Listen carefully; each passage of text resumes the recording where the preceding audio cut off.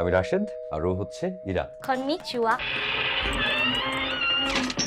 সম্পর্কের টানাপোড়েন আর মুক্তিযুদ্ধের বেদনামাখা স্মৃতি নিয়ে এবার ওটিটিতে হাজির দুই ভিন্ন ধারার কন্টেন্ট, পারফেক্ট ওয়াইফ আর নকশি কাঁথার জমিন। তুমি কিভাবে জানলে? আমি বুঝতে পারি।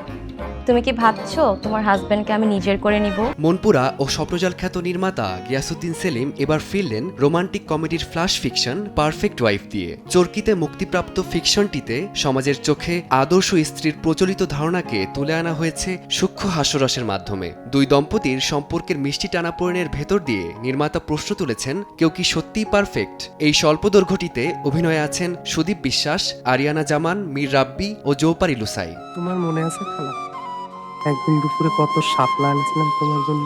অন্যদিকে প্রেক্ষাগৃহের পর এবার ওটিটি প্ল্যাটফর্ম আইস্ক্রিনে এলো জয়া আহসানের মুক্তিযুদ্ধভিত্তিক সিনেমা নকশি কাঁথার জমিন। কথাসাহিত্যিক হাসান আজিজুল হকের বিধবাদের কথা গল্প অবলম্বনে নির্মিত সিনেমাটিতে মুক্তিযুদ্ধের ক্ষত আর হৃদয়ের গভীরতাকে এক সুতোয় বুনেছেন পরিচালক আকরাম খান। সিনেমাটিতে জয়ার সঙ্গে আরও আছেন ফারিহা শামস সেউতি, ইরেশ জাকের, রওনক হাসান সহ আরও অনেকে।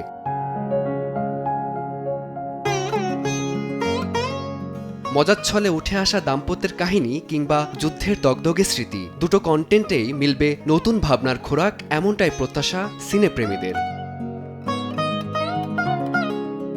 ফারদিন মাঝার, সময় সংবাদ, ঢাকা।